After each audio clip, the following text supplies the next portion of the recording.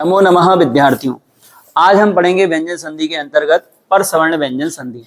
परसवर्ण व्यंजन संधि बहुत सरल संधि है, जिससे मैं सबसे पहले आपको समझाता हूँ। ये जो शब्द दिख रहे हैं अंकित, संकल्प, कुंठित, संजना, व्यंजन और संधि, ये हिंदी में अपन प्रयोग करते हैं। अर्थात अपन हिंदी में जो भी लिखते हैं तो अनुस्वार का प्रयोग हम करते हैं बीच में, लेकिन संस्कृत में ये चीज गलत मानी जाती है। क्यों मानी जाती है, उसका एक कारण है।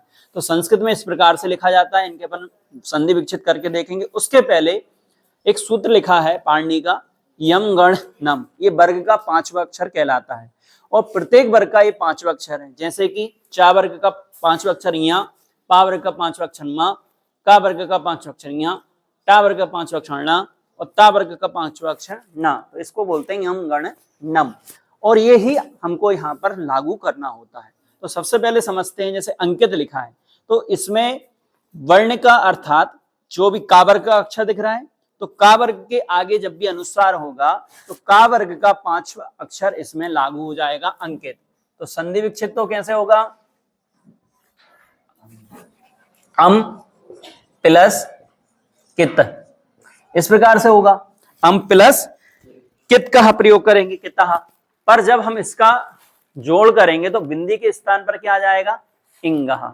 उसी वर्ग का पांचवा अक्षर हमको आदेश करना है। ऐसे संकल्प लिखा है तो सम प्लस कल्पः, और इसमें का वर्ग का है, इसमें भी इंगा आदेश हो जाएगा।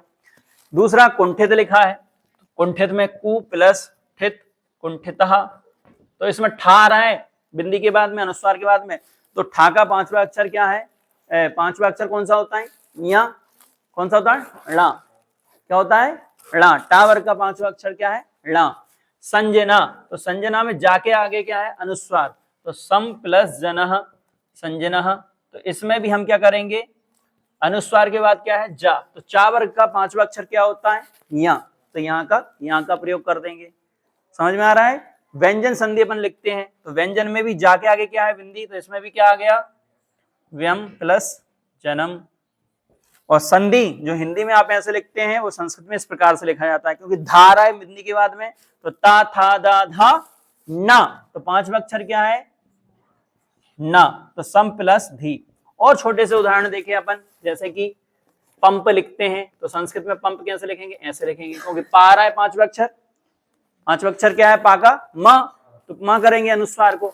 ठंडा लिखते हैं अपन, क्या लिखते हैं, ठंडा, और संस्कृत में ऐसे लिखेंगे, ठंडा। ठीक है। एक शब्द और लिखते हैं अपन संस्कृत में, हिंदी में ऐसे लिखते हैं संबंध, क्या लिखते हैं, संबंध, और संस्कृत में लिखते हैं संबंध। उच्चारण भी देखो आप, वा के आगे अनुस्वार था तो बा का पांचवा अक्षर क्या है, मा, पा फा भा भा मा, इसलिए मा आया। और धा के आगे अनुस्वार है तो उसका ता था दा धा ना, तो पांचवा अक्षर आएगा ना। अब हिंदी में तो कोई समझ में नहीं आ रहा, दोनों में अनुस्वार लगा दिए, पर उच्चारण में क्या बोल रहे हैं अपन, संबंध।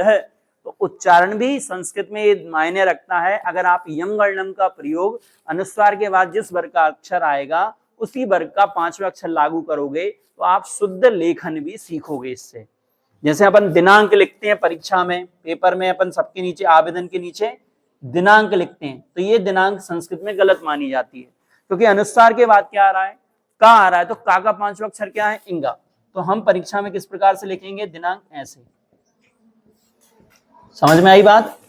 इसका आधा नंबर आपको पत्र में मिलता है, अगर आप दिनांक गलत लिख करके आओगे तो गोला लगेगा, आधा नंबर आपका यहाँ कट जाएगा। तो दिनांक शुद्ध लिखना सीखे। जब भी अनुस्वार का प्रयोग बीच में आ रहा है तो जिस वर्ग का अक्षर पीछे दिख रहा है उसी वर्ग का पांचवा अक्षर हमको लागू करना है, इस चीज को आपको ध्यान रखना है। तो आज हमने इस प्रकार से परसवर्ण व्यंजन संधि को देखा।